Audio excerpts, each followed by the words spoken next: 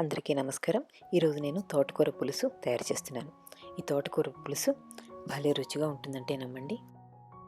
ఈ తోటకూర విలువ తెలియక చాలామంది దీన్ని గడ్డి మొక్కలు పిక్కి పడేసినట్టు పడేస్తారు. కానీ దీనిలో చాలా పోషక పదార్థాలు ఉన్నాయి. కాల్షియం, ఐరన్, ఏ విటమిన్ చాలా ఎక్కువగా ఉన్నాయన్నమాట. మనం పాలు తాగిన దానికన్నా కూడా తోటకూర తింటే మనకి ఎక్కువ కాల్షియం వస్తుంది. మా బ్యాక్యార్డ్లో చాలా తోటకూర ఉంది. ఈ తోటకూరని నేను కోసుకొచ్చి ఈరోజు పులుసు చేస్తున్నాను. ఈ ఆకులన్నింటినీ కాడల నుంచి కోసి విడిగా కడిగి పెట్టాను. ఇప్పుడు కాడల్ని ఆకుల్ని విడివిడిగా కట్ చేసి పెడుతున్నాను అన్నమాట సన్నగా. ఈ తోటకూరని బాగా సన్నగా కట్ చేశాను. తర్వాత ఈ కాడల్ని కూడా కొంచెం చిన్న ముక్కలుగా కట్ చేశాను. ఈ కాడల్ని మీరు బాగా చిన్న చిన్న ముక్కలుగా కట్ చేసుకోవచ్చు, లేదా ఒక అంగుళం పొడవు ఉండేలాగా కట్ చేసుకోవచ్చు. ఇంకా కావాలంటే మనం ములక్కాడలు 3 అంగుళాల పొడవులో వేస్తాం కదా, అలాగే 3 అంగుళాల పొడవులో ఉండేలాగా కూడా ముక్కలు కట్ చేసుకోవచ్చు. ఒక ఉల్లిపాయను సన్నగా ముక్కలు కట్ చేశాను. 4 పచ్చిమిరపకాయలని నిలువుగా చీరాను. ఈ తోటకూర పులుసు చేయడానికి మనం శనగపప్పు వాడచ్చు, లేదా పెసరపప్పు వాడచ్చు. ఈరోజు నేను పెసరపప్పు వాడుతున్నాను. ఒక 1/2 కప్పు పెసరపప్పు తీసుకుని శుభ్రంగా 2 సార్లు కడిగి ఒక అరగంట నీళ్ళలో నానబోసాను. ఇప్పుడు బాగా నానింది కదా. ఇప్పుడు దీంట్లో నేను కొద్దిగా నీళ్లు పోసి ఉంచాను ఆల్రెడీ.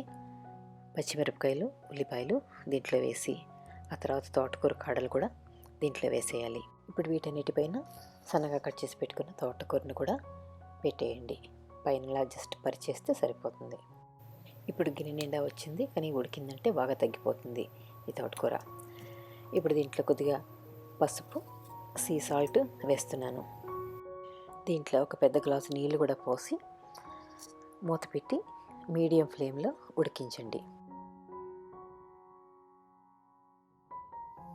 5 నిమిషాల తర్వాత ఒకసారి మూత తీసి చూస్తే పెసరపప్పు, తోటకూర రెండు కూడా కొంచెం ఉడుకుంటాయి.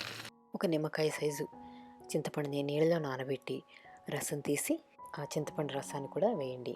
ఈ పులుసులో మనం చింతపండు రసం వేసాం కాబట్టి బ్యాలెన్స్ కోసం మనం కొంచెం తీపి కూడా వేయాలి. ఈ తీపి కోసం మీరు బెల్లం వేసుకోవచ్చు, లేదా నేను ఇక్కడ స్టీవియా వేస్తున్నాను. కొద్దిగా ఒక టూత్ పిక్తో కొంచెంలా తీసి అది వేస్తే సరిపోతుంది. ఇది చాలా తీపిగా ఉంటుంది. 0 క్యాలరీస్ అనమాట. న్యాచురల్ షుగర్ సబ్స్టిట్యూట్ ఇది. షుగర్ మానేయాలి అనుకున్న వాళ్ళు ఈ స్టీవియాని వాడుకుంటూ ఉండొచ్చు. ఇది కూడా టూ మచ్గా వాడకూడదు, బట్ మోడరేట్గా మనం వాడుకోవచ్చు. మనం వేసిన ఈ చింతపండు పులుపుకి సరిపడా పంచదార కానీ బెల్లం కానీ వేయాలంటే చాలా పడుతుంది. సో ఈ రెండు అవాయిడ్ చేయాలనుకున్న వాళ్ళు ఈ స్టీవియా వాడుకుంటే మంచిదన్నమాట.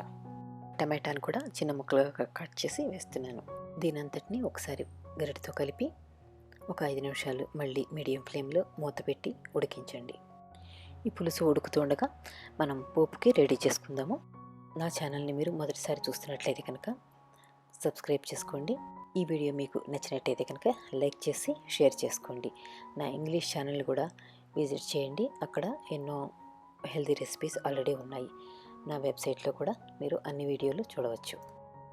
పోపు కోసం నేను ఇక్కడ 1 టేబుల్ స్పూన్ నెయ్యి తీసుకుని వేడి చేస్తున్నాను. మీరు నెయ్యి వాడచ్చు, లేదా నూనె వాడచ్చు, లేదా అది కొంచెం ఇది కొంచెం కూడా వాడచ్చు. నూనె వేడెక్కాక దాంట్లో కొద్దిగా మెంతులు వేయండి. మెంతులు ఇష్టం లేని వాళ్ళు మానేయచ్చు. తర్వాత 1 టీ స్పూన్ ఆవాలు, 1 టీ స్పూన్ జీలకర్ర కూడా వేసి కలుపుతూ వేయించండి. ఆవాలు చిట్పట్లాడే టైంలో 3-4 ఎండుమిరపకాయలని కూడా ముక్కలుగా తుంపి వాటిని కూడా వేసి వేయించండి. ఇప్పుడు 1 చిటికెడు ఇంగువ వేయండి. ఇప్పుడు కొద్దిగా వెల్లుల్లిపాయలు కూడా వేసి కలుపుతూ ఉండండి.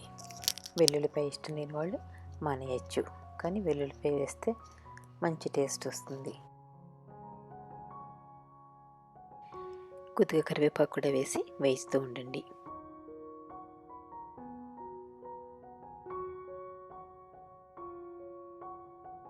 పోపు అంతా బాగా వేగింది కదా. ఇప్పుడు స్టవ్ ఆఫ్ చేసేసి ఈ వేగిన పోపుని తీసుకెళ్ళి పులుసులో వేసేయండి. ఇప్పుడు ఒకసారి గరిటెతో కలిపేసి లో ఫ్లేమ్లో పెట్టి ఒక 5 నిమిషాలు ఉడికించండి. అలా చేయడం వల్ల ఈ పోపులోని రుచులన్నీ పులుసు అంతటికీ పారుతాయన్నమాట. 5 నిమిషాల తర్వాత కొత్తిమీర కూడా వేసేసి ఒకసారి కలిపి స్టవ్ ఆఫ్ చేసేయండి. ఈ తోటకూర పులుసు అన్నంతో తింటే చాలా బాగుంటుంది. అలా కాకుండా బౌల్లో పోసుకుని సూప్ లాగా కూడా ఎంజాయ్ చేయొచ్చు. Thank you for watching my video.